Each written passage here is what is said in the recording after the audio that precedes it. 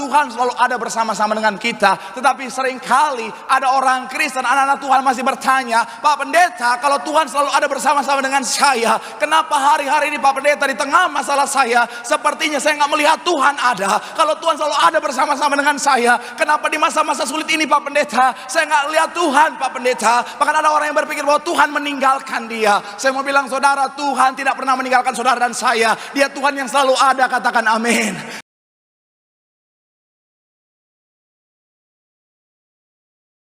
Sama-sama berikan tepuk tangan sorak-sorai paling meriah buat Tuhan. Haleluya, haleluya, haleluya, haleluya, haleluya.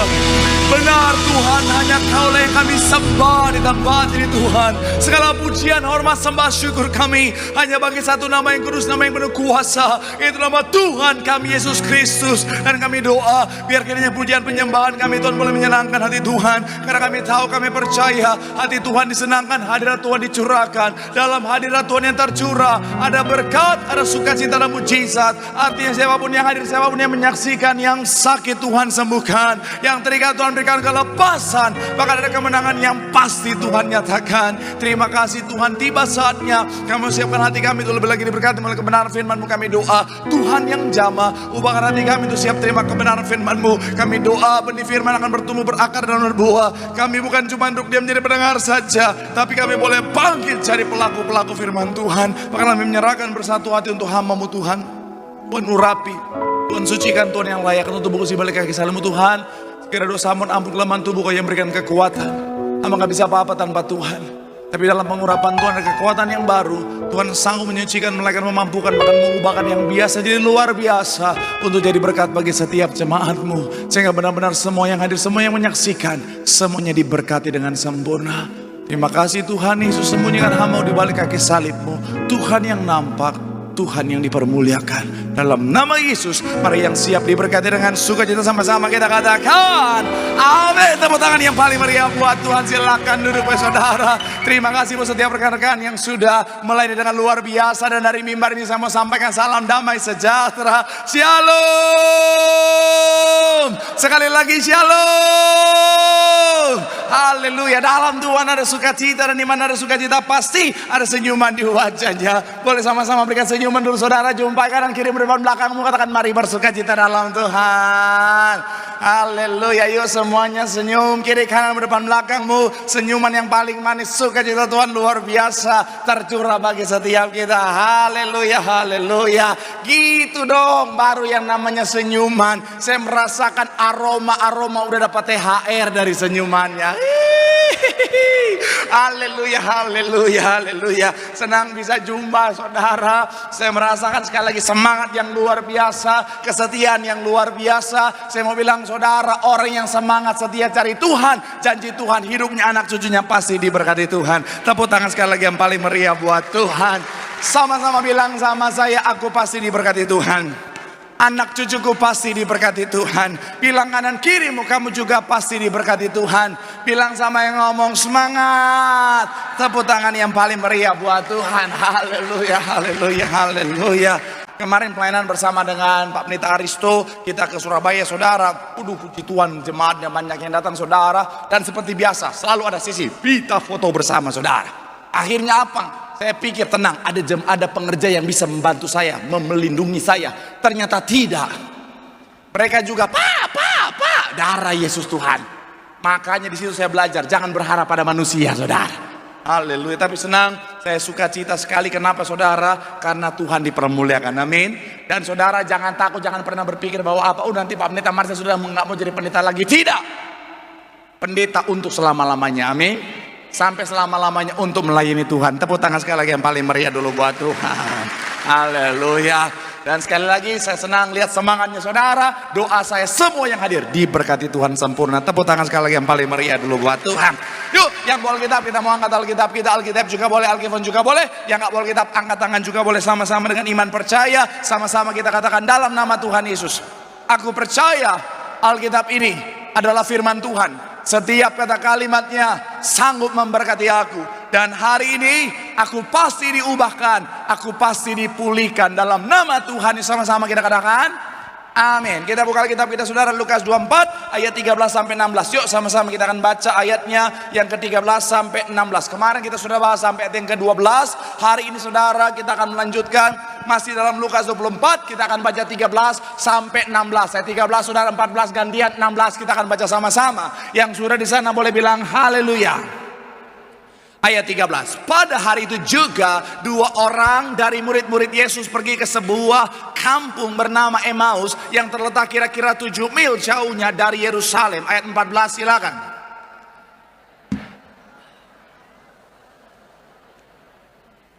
Ayat 15, ketika mereka sedang bercakap-cakap dan bertukar pikiran, datanglah Yesus sendiri mendekati mereka, lalu berjalan bersama-sama dengan mereka. 16 sama-sama, 3, iya. Tetapi ada sesuatu yang menghalangi mata mereka, sehingga mereka tidak dapat mengenal Dia. Sekali lagi ayat 16, 3, iya. Tetapi ada sesuatu yang sehingga apa? Mereka tidak dapat mengenal Dia. Nah, saudara, kisah ini saudara terjadi tepat di mana Tuhan Yesus bangkit. Minggu lalu kita sudah membahas tentang kebangkitan Tuhan, dan kita akan melanjutkan pada kisah ini saudara, di mana kisah ini terjadi tepat di hari di mana Tuhan Yesus bangkit. Makanya di ayat yang ke-13 tadi dikatakan apa? Pada hari itu juga. Jadi pada hari itu juga mereka, 2 murid ini saudara, salah satunya bernama Kleopas, mereka menuju ke Emmaus. Kenapa ke Emmaus? Karena itu adalah kampung halaman mereka saudara. Dan saya mau bilang saudara, kenapa mereka pulang kampung? Karena mereka sudah hilang pengharapan. Mereka dalam kondisi desperate saudara, dalam kondisi di mana mereka sudah putus asa. Kenapa? Karena guru mereka, orang yang selama ini mereka harapkan, panutan mereka, akhirnya ditangkap dan disalibkan, kemudian mati di atas kayu salib saudara. Mereka sangat putus asa. Makanya kita bisa lihat akhirnya apa? Mereka pulang kampung saudara. Kalau saudara yang merantau mengerti betul bahwa apa? Kadang-kadang kalau udah putus asa dalam perantauan, bawaannya pengen pulang kampung saudara. Iya, saya sangat banyak perantau di sini ya. Haleluya. Yang merantau boleh angkat tangan. Banyak juga saudara ya. Ada orang Manado itu saudara, kalau merantau saudara, kenapa kadang-kadang susah untuk sukses? Karena ada satu lagu yang berbahaya, yaitu apa? Pulang Jo. Bagaimana mau sukses kalau disuruh-suruh pulang saudara? Nah jujur saya waktu itu saudara dalam kondisi itu saudara. Tapi begini saudara, memang mereka sangat putus asa, makanya mereka mau pulang kampung. Perjalanannya saudara boleh munculkan petanya dari Yerusalem menuju kepada Emmaus saudara. Kalau saudara perhatikan ini di dekat tulisan Yudea saudara, itu Yerusalem ke Emmaus jaraknya 7 mil jauhnya atau 11,2 kilometer saudara. Nah dan yang menarik adalah apa saudara? Di masa-masa sulit mereka, di masa-masa mereka sementara putus asa, di masa-masa di mana mereka sementara dalam kondisi yang sangat-sangat terguncang, Yesus ada di sana. Saya mau bilang saudara, dalam setiap keadaan kehidupan setiap kita, dalam setiap musim kehidupan setiap kita, Tuhan selalu ada. Katakan amin. Saya mau bilang saudara, dalam setiap musik kehidupan setiap kita, dalam keadaan apapun kita, Tuhan ada bersama-sama dengan kita. Katakan amin. Nah tetapi yang menarik begini saudara, kalau saudara perhatikan, Tuhan sudah bersama-sama dengan mereka, sudah berjalan bersama dengan mereka, tetapi mereka tidak bisa melihat Tuhan. Kenapa? Karena ada sesuatu yang menutupi pandangan mereka. Saya mau bilang saudara, Tuhan selalu ada bersama-sama dengan kita, tetapi seringkali ada orang Kristen, anak-anak Tuhan masih bertanya, Pak Pendeta, kalau Tuhan selalu ada bersama-sama dengan saya, kenapa hari-hari ini Pak Pendeta di tengah masalah saya, sepertinya saya nggak melihat Tuhan ada. Kalau Tuhan selalu ada bersama-sama dengan saya, kenapa di masa-masa sulit ini Pak Pendeta, saya nggak lihat Tuhan Pak Pendeta. Bahkan ada orang yang berpikir bahwa Tuhan meninggalkan dia. Saya mau bilang saudara, Tuhan tidak pernah meninggalkan saudara dan saya. Dia Tuhan yang selalu ada. Katakan amin.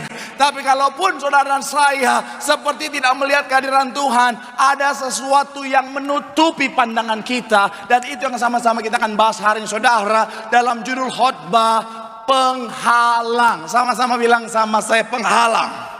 Amin. Dan kita akan belajar dari kisah perjalanan ke Emmaus. Doa saya melalui firman Tuhan hari ini, saudara dan saya akhirnya apa? Pandangannya bisa terbuka dan melihat kehadiran Tuhan dalam setiap langkah kehidupan setiap kita. Tepuk tangan sekali lagi yang paling meriah dulu buat Tuhan.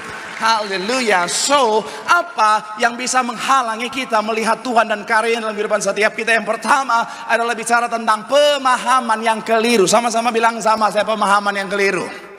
Sama-sama bilang sama saya pemahaman yang salah. Amin. Coba kita lihat ayat 20 dan 21, saudara. 20 dan 21 dikatakan apa di sana? 3, ya. Tetapi untuk dihukum mati dan ayat 21 dikatakan apa? Padahal kami dahulu apa? Bahwa dialah yang datang untuk membebaskan bangsa Israel. Tetapi sementara itu telah apa? Sejak semuanya itu apa? Terjadi. Nah, apa yang membuat akhirnya mereka tidak bisa melihat Tuhan adalah karena pemahaman mereka yang salah. Pemahaman mereka, pandangan mereka adalah Mesias hanya akan membebaskan bangsa Israel dari penjajahan, bangsa Yahudi dari penjajahan orang-orang Romawi pada saat itu, saudara. Nah, akhirnya apa? Ketika Tuhan Yesus malah ditangkap dan mati di atas kayu salib, akhirnya apa? Mereka berpikir bahwa apa? Oh, ini semua sudah selesai. Udah gak mungkin lagi untuk bisa terjadi. Ini akhirnya apa? Sudah tidak akan ada harapan lagi. Kenapa? Karena pemahaman mereka salah. Makanya itu yang menutupi mereka tidak bisa melihat karya Tuhan yang luar biasa dalam kehidupannya. Seandainya mereka mengerti bahwa dia adalah Mesias, harus mati di atas kayu salib dan bangkit pada hari yang ketiga untuk membebaskan manusia dari dosa,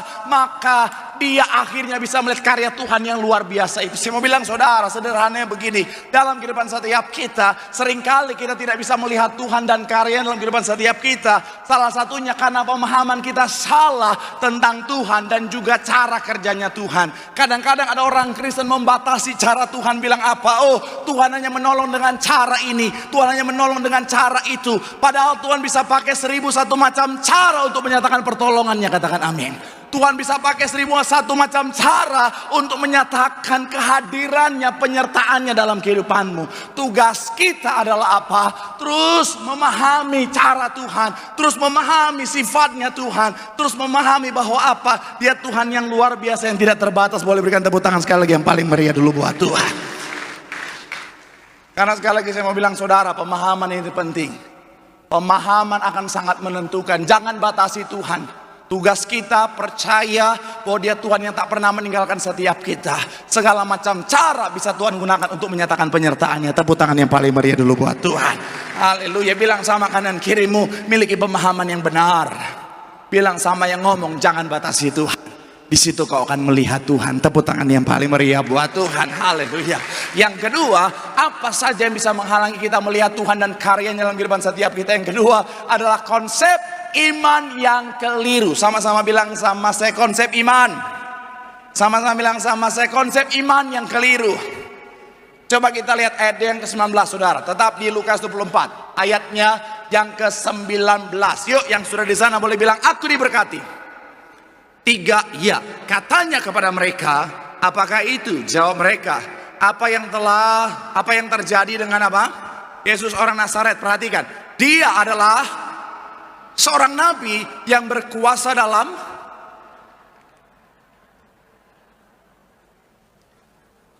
perhatikan kalimat di tengah dikatakan apa? Dia adalah seorang nabi yang berkuasa dalam pekerjaan. Kita bandingkan saudara dengan Matius 14 ayat 28. Mundur kisahnya saudara ke belakang. Matius 14 ayat 28. Sama-sama kita baca. 3, ya. Lalu dan menjawab dia, Tuhan apabila engkau itu suruhlah. Sekali lagi dikatakan apa? Tuhan apabila engkau itu suruhlah. Saudara bisa perhatikan perbedaannya. Ketika mereka melihat Tuhan lakukan mujizat, ketika mereka lihat Tuhan dengan kuasanya luar biasa, bangkitkan orang mati dan lain sebagainya, mereka beriman bahwa dia adalah Tuhan. Tapi ketika mereka melihat dia mati di atas kayu salib, iman mereka berubah menjadi dia adalah Saya mau bilang saudara, ini konsep iman yang salah. Kenapa? Karena iman mereka ditentukan dari apa yang mereka lihat. Saya mau bilang saudara, iman yang benar bukan ditentukan dari apa yang kita lihat, tetapi dari apa yang kita percaya. Maka apa yang kita percaya akan kita lihat terjadi dalam kehidupan setiap kita. Tepuk tangan yang paling meriah dulu buat Tuhan. Amin. Jadi konsep iman yang benar bukan kita lihat dulu baru percaya. Itu bukan iman, itu namanya pembuktian saudara. Justru iman yang benar adalah apa? Sekalipun kita belum melihat, tetapi kita percaya. Itu konsep iman yang benar. Dan inilah yang harus kita ingat baik dalam kehidupan setiap kita. Kadang-kadang saudara, kita tidak melihat Tuhan dan karyanya terjadi dalam kehidupan setiap kita, karena kita lupa bahwa iman harus menjadi yang pertama dulu kita miliki dalam kehidupan kita. Jadi kita tunggu dulu, aku harus lihat dulu baru aku percaya. Aku lihat dulu baru aku percaya. Akhirnya apa? Kita nggak pernah lihat karena kita belum punya iman. Iman adalah sama-sama bilang sama saya dasar. Kita harus punya iman, fondasinya dulu. Bagaimana kita bisa melihat satu bangunan bisa dibangun kalau fondasinya nggak ada saudara.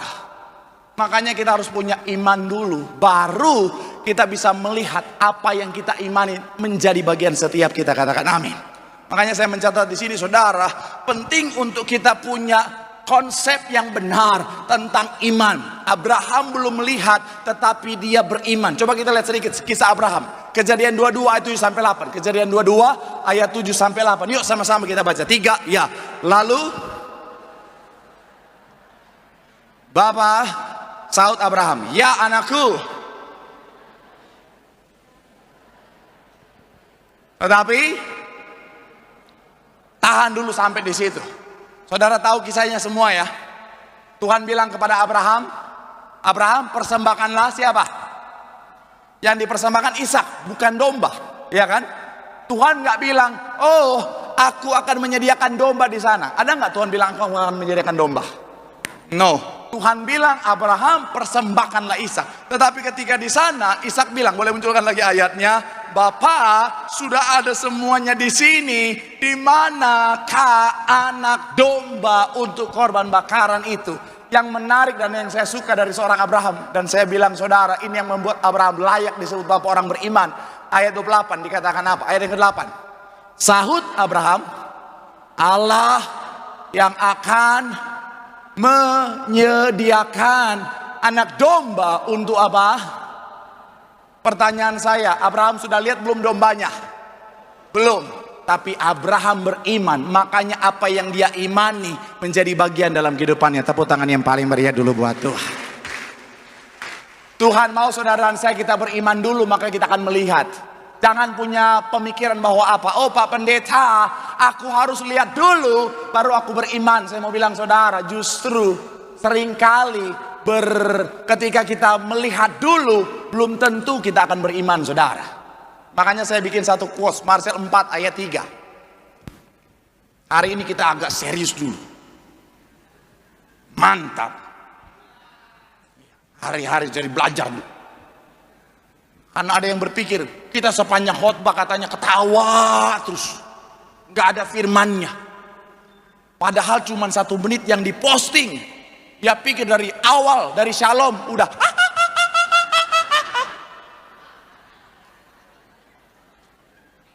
Sampai ada yang komen, "Ini pendeta gak bahas firman ya?" Ya Tuhan Yesus.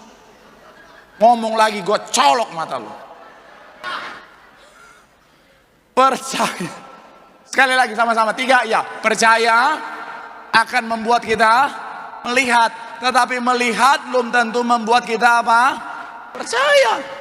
Dari mana statement ini saya sampaikan saudara? Artinya dasarnya apa? Kalau saudara ingat bangsa Israel selama 40 tahun di padang gurun, mereka lihat mujizat Tuhan atau tidak? Yes. Mereka lihat kuasa Tuhan atau tidak? Yes. Tapi apakah itu membuat mereka akhirnya 100% percaya? Tidak. Kalau saudara ingat zaman Elia dan Elisa, sampai api turun dari langit saudara. Tapi apakah itu akhirnya membuat mereka full percaya sama Tuhan? Ternyata tidak. Bahkan kalau saudara ingat zaman Tuhan Yesus, banyak orang melihat Tuhan lakukan mujizat, tetapi ada orang-orang seperti ahli Farisi saudara, mereka tidak full percaya kepada Tuhan. Makanya sekali lagi saya mau bilang saudara, konsep iman yang benar sama-sama bilang sama, saya percaya dulu. Maka kita akan melihat apa yang kita percaya menjadi bagian setiap kita. Tepuk tangan yang paling meriah dulu buat Tuhan. Sedikit kesaksian saya, saudara. Waktu mau menikah, saudara, 1 tahun sebelum menikah, jujur ada satu keadaan di mana akhirnya membuat rekening saya, ketika saya cek saldo ATM yang minta maaf, saudara. Iya, padahal belum lebaran, tetapi ATM-nya sudah bilang maaf. Ya Tuhan, ada bawangnya, bikin mata perih, saudara. Iya, oh Tuhan, saya cek, oh Tuhan, saldonya bikin hati meringis, saudara. Padahal 1 tahun lagi kita tahu bersama nikah di Jakarta kan nggak murah, saudara. Iya kan? Nikah di Jakarta nggak murah, semuanya mahal. Dekor. Saudara tahu dekor mahal. Oh Tuhan, saya itu dekor. Saya coba hitung dulu kan semuanya berapa. Ternyata beda. Bunga hidup sama bunga mati beda harganya. Iya, betul, bunga hidup mahalnya bukan main. Bunga mati 40 juta, bunga hidup 65 juta. Darah Yesus Tuhan. Sampai ditanya, Pak Pendeta, jadi mau bunga hidup bunga mati? Yang mati aja biar saya bangkitkan semuanya. Mahal semua. Oh Tuhan. Sampai ditanya lagi itu, oh, orang make up, orang rambut beda. Iya loh. Jadi orang yang bikin wajah orang itu, dia make up, itu beda orang dengan yang bikin rambut. Kenapa nggak sekalian? Iya kan? Kenapa harus beda-beda? Susah di saya. Belum lagi apa? Catering. Oh Tuhan. Ingat, saya ini orang Manado. Kita kan orang Manado, Ambon, Batak, Papua punya karunia makan lebih daripada orang-orang lain. Nah, kalau tamu-tamunya cuma orang Jakarta, 150 orang bisa pesan 100 porsi. Iya, karena banyak orang Jakarta, apalagi yang wanita-wanitanya diajak makan, apalagi kalau jalan sama gebetan. Kamu makan? Enggak, aku makan dikit aja.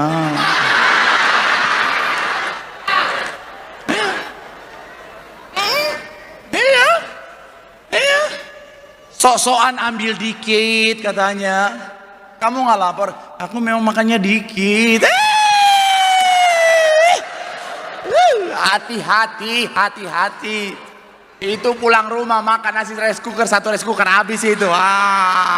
Lapar. Kamu dari pesta kayak kesurupan, lapar mama, lapar. Oh Tuhan. Jadi makanya 150 orang 100 porsi cukup.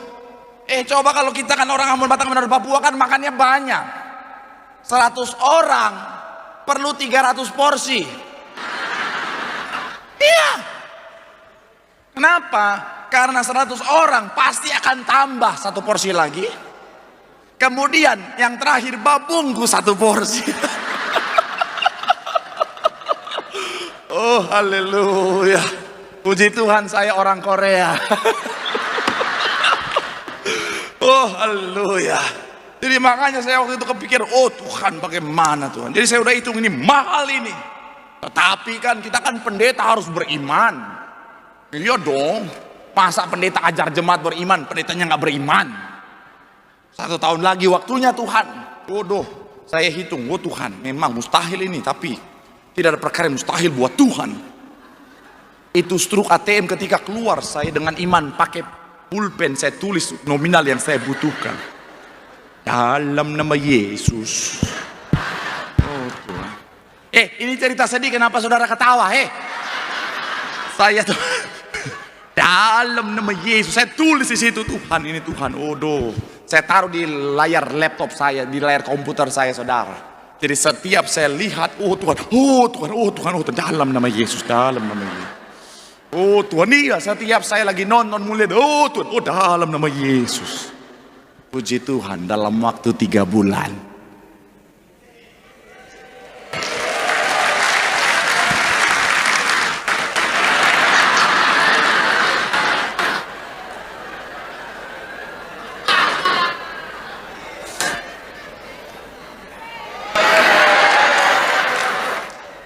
dalam waktu 3 bulan. Belum ada.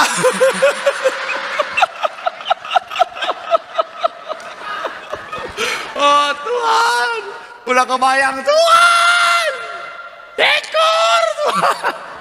Oh Tuhan, ini akan tahu kan ya. Oh Tuhan, kalau tamu-tamu diundang kadang-kadang saudara, cuman tahu datang tapi komentarnya banyaknya luar biasa. Apaan nih dekor begini? Ya ampun, dekor begini apaan ya? Apaan dekor begini apaan? Kalau dekornya biasa bisa digituin saudara.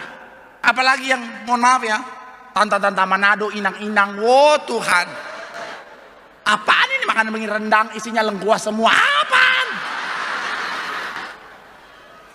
Oh Tuhan, oh Tuhan. Tapi saya mau bilang saudara, sampai hari H semuanya terpenuhi dengan sempurna. Tepuk tangan yang paling meriah buat Tuhan. Makanya sekali lagi saya mau bilang semua berawal dengan iman.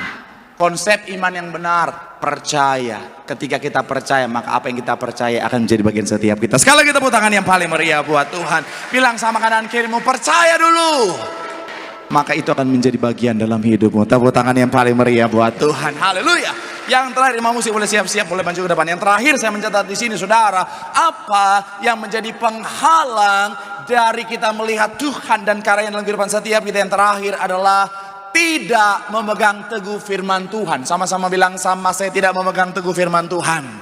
Sama-sama bilang sama, saya tidak memegang teguh firman Tuhan. Coba kita lihat saudara, 22 sampai ayat yang ke-27 sama-sama. Ayatnya 22 sampai ayatnya yang ke-27 sama-sama kita baca. 3 ya. Tetapi pagi-pagi buta mereka telah apa? Dan tidak menemukan. Lalu mereka apa? Ayat 23. Dan tidak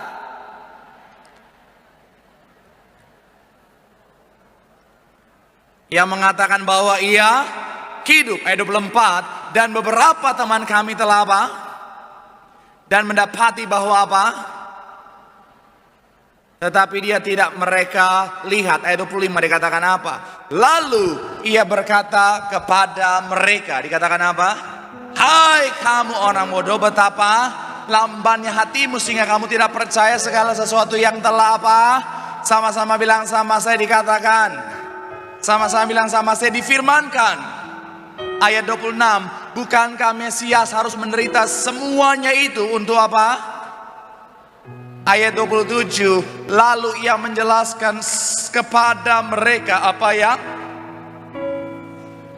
dalam seluruh, mulai dari kitab Musa dan segala kitab nabi-nabi.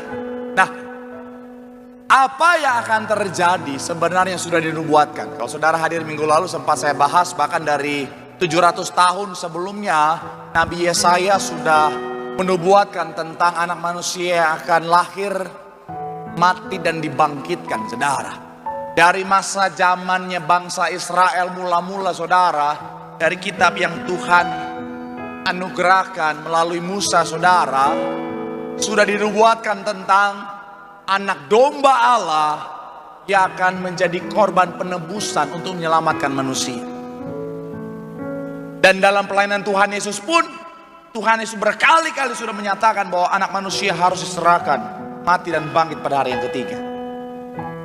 Tetapi ketika mereka melihat kenyataan bahwa Tuhan Yesus mati di atas kayu salib, mereka nggak pegang firman. Makanya akhirnya apa? Mereka melepaskan kebenaran itu. Mereka tidak bisa melihat kebenaran itu menjadi bagian dalam kehidupan mereka. Saya mau ajak saudara untuk begini saudara. Dalam kehidupan setiap kita, anak Tuhan harus pakai logika. Anak Tuhan harus melihat realitas yang ada. Tetapi begini saudara, kita harus bedakan diri kita dengan orang dunia. Jadi sekali lagi anak Tuhan harus pakai logika, harus melihat realitas. Jadi jangan apa-apa, oh saya Pak Pendeta pokoknya saya udah gak pakai logika lagi Pak Pendeta. Pokoknya saya beriman aja, saya nggak pakai logika lagi. Dulu saya waktu sebelum dibaptis apa-apa pakai otak. Sejak saya dibaptis nggak pernah pakai otak. Apaan itu?